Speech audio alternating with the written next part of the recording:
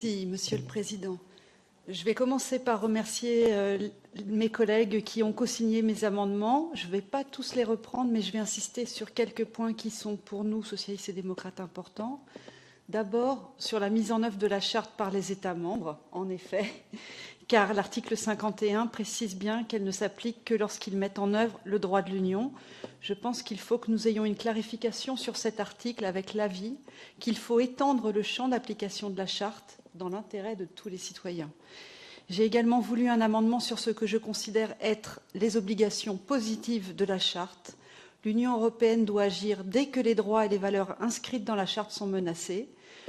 Le rapporteur, M. De Jong, a déposé un amendement intéressant, c'est l'amendement 38 pour un mécanisme permettant de suivre l'évolution de ces droits, tant dans les États membres que dans les institutions et les organes de l'Union européenne, et je travaillerai avec attention sur ce point.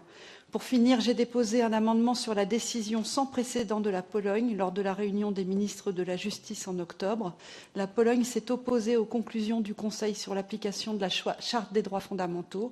En lisant les 67 amendements déposés, je vois que je suis la seule à en avoir parlé, mais il me semble pertinent de rappeler le contexte politique dans lequel nous nous inscrivons.